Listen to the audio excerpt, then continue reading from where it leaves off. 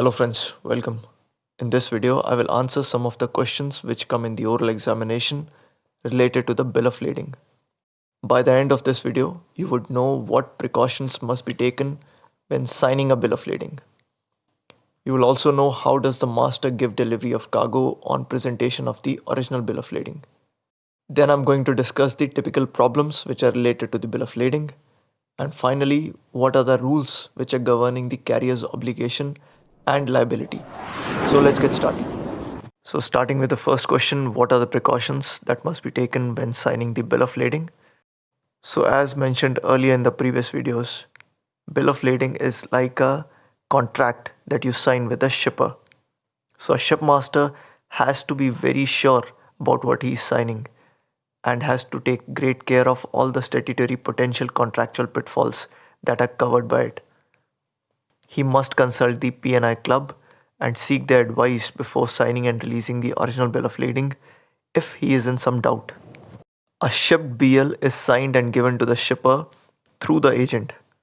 The freight may be payable before signing the bill of lading depending on the carrier's term. And the master must know all this before he is signing the original bill of lading. Master must also verify that the mate receipt which was issued to the shipper on shipment of cargo, that mate's receipt may be required to be surrendered before issuance of the bill of lading. And further, following are the points which a shipmaster must check before he issues a bill of lading. And these points are quite logical. So first one is that if the good have been actually shipped, so you want to know that the ship is already on board. It must not happen that the ship is already in the yard and you sign a bill of lading and hand over to the shipper, in which case the liability of the carrier will begin long before it should have been. Then secondly, the date of shipment must be correctly mentioned. Then the BL must be checked about the money part. The BL may be marked that freight is already paid, and if that is not true, then it must be pointed out. Then all the clauses which were there in the mate's receipt must be incorporated in the BL. Now these 4 points were about saving the owner of the ship. Now let's talk about if the ship is under charter. So if there is a charter party agreement, then it must be referred to in the BL. Because again, if the charter party is not mentioned, the responsibility may again come on the owner. Then, as per the charter party, there must not be any conflicting statement on the bill of lading terms. And then finally, the original number of bill of ladings which are being released must be stated, and every bill of lading must be fully signed by the authorized signatory. Next question is, how does the master give delivery of cargo on presentation of the original bill of lading? Then the answer is simple.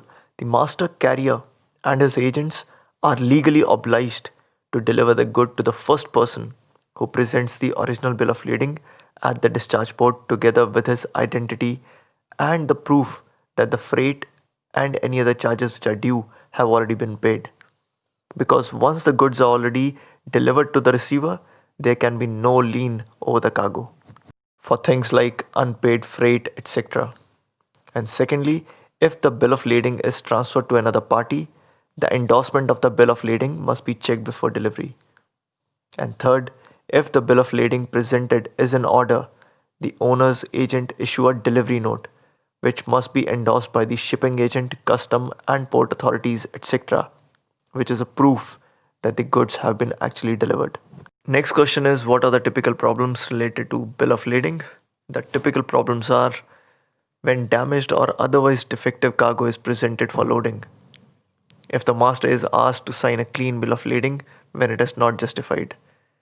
If shore and loading figure differs. If the charterer's BL is used where the master is required to sign a clean bill of lading as presented by the charterer.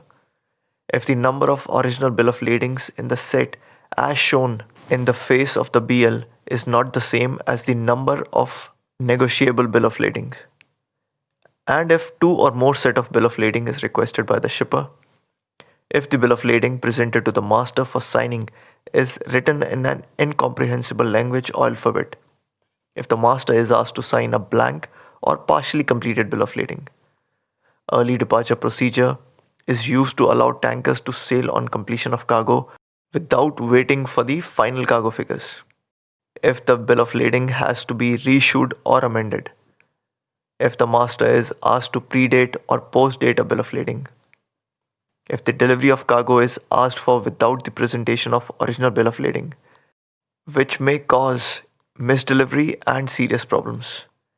If cargo delivery is requested against the presentation of a BL carried on board when the BL is to order and does not specify the name of the consignee or the port of discharge, if the two party presents original bill of lading, and if goods are unclaimed in the discharge port. So these are the problems which are typically related to the bill of lading. Coming to the next question, what are the rules governing carrier's obligation and liability? So as you know that a BL sets out the minimum terms and conditions of carriage, which includes carrier's obligation, carrier's exceptions from liability, the extent of carrier's liability to the shipper's responsibility, and the amount of recoverable from the carrier in case the loss of goods while in the carrier's care. Then under carrier's obligation, the set of rules followed are usually the Hague rules, Hague-Visby rules, and the Hamburg rules. And the Hamburg rules are not really favored by the ship owners as they are less to their advantage. The carrier's responsibility under Hague-Visby rules are to ensure seaworthiness of the ship, the care of the cargo, and to issue a bill of lading when requested by the shipper. In terms of obligation imposed on the master of the carrying ship, the Hague rules may be considered to be the same as Hague-Visby rules. Hamburg rules are called the United Nations Conventions on the Carriage of Goods by Sea 1978. The main feature of the rule are that the carrier is responsible for the goods from the time it accepts the goods at the port of shipment.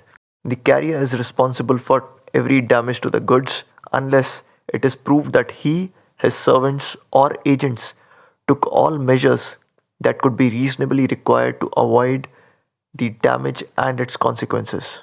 Hamburg rules does not give the carrier many exceptions from liability as Hague and Hague-Visby rules. It does not give exoneration from liability arising from negligence in navigation or management of the ship. Under the carrier's exception from liability, we have the carrier's right to deviate and the rights in respect of dangerous goods. There are 17 exceptions from the liability granted to the carrier. And once you go through the 17 points, you will see why Hague and Hague-Visby rules are preferable, because they are basically saving the carrier from every kind of responsibility, like act, negligence, default of the master, mariner, pilot, or the servant of the carrier in the navigation or management of the ship. In case of fire, also, unless caused by the neglect or actual privity of the carrier.